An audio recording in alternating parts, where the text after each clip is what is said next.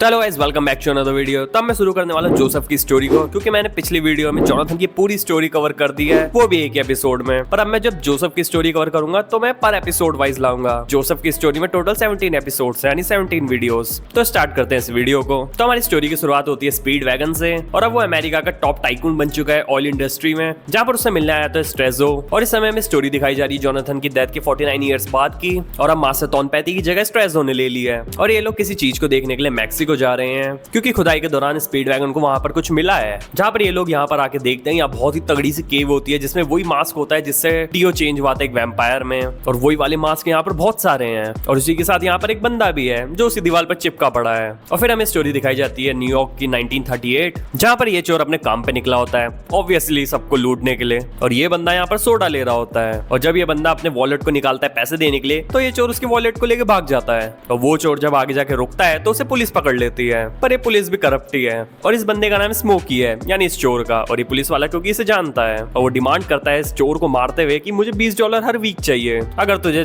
घूमना है फ्रीली। पर इस चोर को बचाने के लिए वो बंदा जिसका इसने वॉलेट चुराया था वो आ जाता है यहाँ पर, और कहता है कि मैंने इसे अपना वॉलेट दिया था। पर ये पुलिस वाले इस पर बिल्कुल यकीन नहीं करते और पूछता है कि बता फिर इसका नाम क्या है। और ये मोटा पुलिस वाला अपनी नाक में उंगली डालता है और फिर उस बंदे के मुंह पे लगा देता है। बहुत घटिया हरकत थी है, और उसे समझ नहीं आ रहा था कि इस ढक्कन ने ऐसा करा क्यों। पर ये पुलिस वाला अभी भी पुश करे जा रहा था उस बंदे को, और वो गुस्से में इसकी नाक में उंगली डाल के नाक फाड़ देता है और दांत तोड़ देता है आगे के। और इस चीज को देख के दूसरे पुलिस वाला भी एकदम से गन निकाल लेता है। पर ये बंदा अपनी एनर्जी का यूज करके उस सोडा के ढक्कन को इतनी तेज खोलता है उसका हाथ ही टूट जाता है जो उन्हें ट्रिगर पे रखा होता है पुलिस वाले ने। और जो चोर नीचे पड़ा हुआ था उसे भी समझ नहीं आ रहा था कि यहाँ पर चल क्या रहा है। और फिर ये बंदा एकदम से डरने लग जाता है कि ग्रैनी एरिना मुझसे गुस्सा हो जाएंगी वापस से। जहाँ पर हमें समझ आता है कि ये जोनाथन का ही पोता है, यानी ग्रैनी एरिना जोनाथन की वाइफ। और जो उसने एनर्जी का यूज करा था वो ह्यूमन एनर्जी थी, उसे नहीं पता अभी, पर हमें पता है। और फिर हमें पता लगता है कि इस कैरेक्टर पे भी वो एनर्जी है जो इसके दादा पे थी, पर इसके डैड पे नहीं थी। और इसके डैड एक वॉर में शहीद हो गए और वो एक पायलट थे, और इसकी मदर भी नहीं है। ट्रेजिडी है इनकी लाइफ में पूरी पूरी जो खानदान में। और यहाँ पर हमें पता लगता है कि इस कैरेक्टर का नाम है जोसेफ जोस 4, जो हमें पहले से ही पता था। और यह है जो पार्ट 2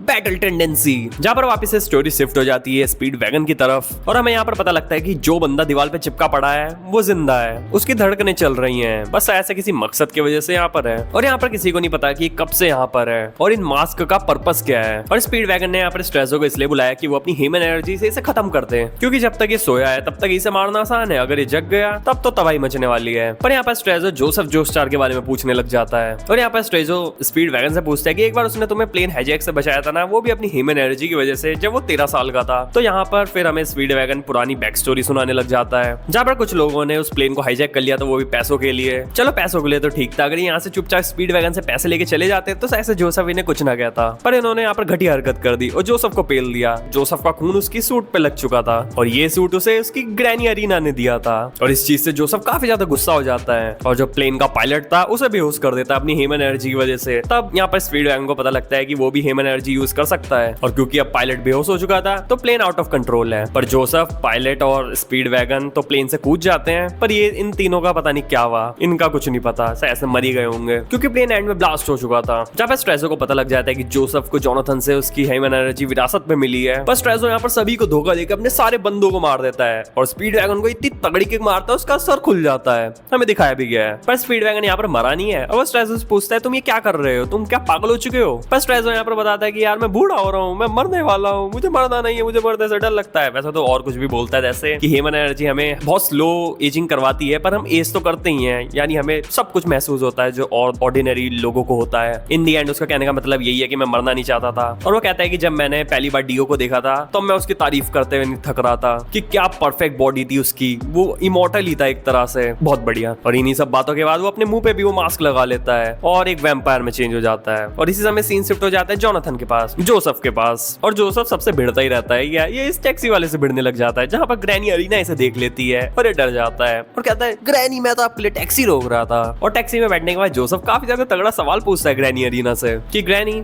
स्पीड वैगन सच में एक लॉयल बंदा तो है, या मेरे दादाजी के दोस्त के अलावा भी है कुछ और भी है। जहाँ पर जोसेफ को शक हो रहा था अपनी ग्रैनी पे, और कहता है कि स्पीड वैगन ने अब तक शादी नहीं करी और आप विधवा होने के बाद भी अब तक ऐसी कुंवारी हो, तो आप दोनों के बीच में पर उसे ग्रैनी एरिना बढ़िया मजा चखा देती है। और यहीं पर स्मोकी को भी धीरे धीरे इनकी स्टोरी के बारे में पता लगता है कि जो उसकी लाइफ ज्यादा लंबी चलती नहीं है। जहाँ पर उसके दादाजी की डेथ हो चुकी है एक शिप में, उसके पापा की डेथ हो चुकी है एक वॉर में, उसकी मदर की डेथ हो चुकी है किसी डिजीज की वजह से, और अब सिर्फ यही दो जोस चार्ल्स बचे हैं, एरिना और जोसेफ। जहाँ पर फिर ये सब आ जाते हैं एक रेस्टोरेंट में, और ये सुअर बोलता है कि ये बदबू कहाँ से आ रही है, इसकी बदबू से तो मेरा खाना खराब हो रहा है। ये बात ये स्मोकी के लिए कह रहा था, और इस बात से जोनाथन गुस्सा हो जाता है और उसे पेल नहीं जा रहा होता है। पर ग्रैनी एरिना उसे थोड़ा रोकती है और कहती है कि किसी और को कोई दिक्कत नहीं होनी चाहिए, तू सिर्फ उसे ही पेलेगा। जहाँ पर ये सुअर भी उससे लड़ने के लिए उठ जाता है, और ये सुअर अपने कोट की जेब में अपने फुनफुने ढूंढ रहा होता है। पर जोसेफ यहाँ पर बताता है अगर तो उसे अपने कोट में ढूंढ रहा है ना, तो तेरी कोट में नहीं है, अपनी पैंट की पीछे वाली जेब में चेक कर। और वो सुअर देखता है अरे ये तो मेरी पीछे वाली जेब में ही था,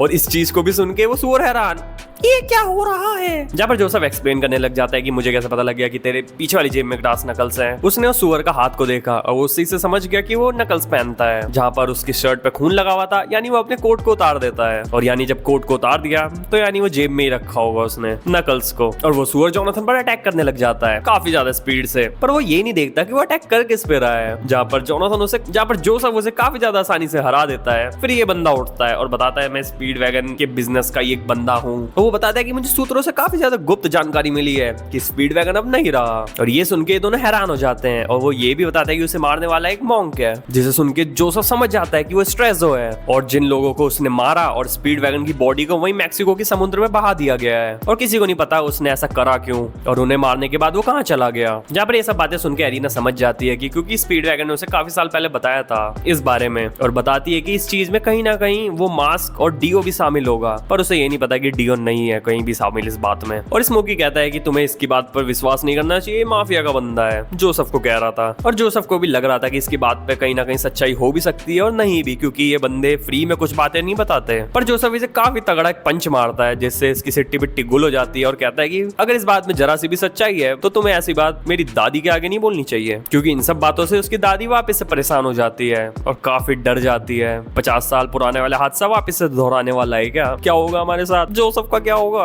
और एरिना बिल्कुल नहीं चाहती कि जोसेफ इन सब मामलों में पड़े, पर जोसेफ कहता है अगर यही मेरी किस्मत है तो मुझे मंजूर है। जहाँ पर स्मोकी और जोसेफ एक रेस्टोरेंट में बैठे होते हैं और काफी फालतू की बातें कर रहे होते हैं, पर जोसेफ यहाँ पर एक बंदे को देखता है, और जोसेफ बाहर आके इस बंदे से पूछता है क्या मैं तुम्हें जानता हूँ, क्या हम कभी मिले हुए हैं, और तुम्हारी आंखों से अंगार क्यों बरस रहे हैं, ऐसा क्यों लग रहा है तुम यहाँ पर लफड़ा करने आए हो। जहाँ पर ये बोलता है कि तुम यहाँ से चले जाओ, मेरी शक्तियां बढ़ने से पहले चले जाओ, हम जानते हैं वैसे स्ट्रेस हो है ये, पर अभी जोनाथन को नहीं पता ना, जोसेफ को। और जोसेफ कहता है सच में, और वो यहाँ पर एक गन निकाल लेता है, उसे तड़ बरसा देता है, पूरी गन उसके अंदर उतार देता है। तभी मुझे जोसेफ कैरेक्टर बढ़िया लगता है, दिमाग चलाता है वो अपना। और उस रेस्टोरेंट में काफी सारे लोग भी बैठे हुए थे, पर उसे कोई फर्क नहीं पड़ता, वो इतना ज्यादा पागल है, वो उस बंदे पे पूरी गोलियां उतार देता है। और यहाँ पर हमें पता लगता है कि जोसेफ को भी पता है कि वो स्ट्रेसो है, और वो ये सब काम करता है सिर्फ स्पीड वैगन के लिए। और हमें दिखाया जाता है कि जोसेफ इस समय रो रहा है, रो नहीं रहा मतलब उसकी आंखों में आंसू है, मतलब वही वाकई रो रहा है, और जोसेफ को पता है कि वो इतनी आसानी से मरने वाला नहीं है। और यहीं पर हमारे इस एपिसोड का एंड हो जाता है। आप लोग रोना बंद कीजिए।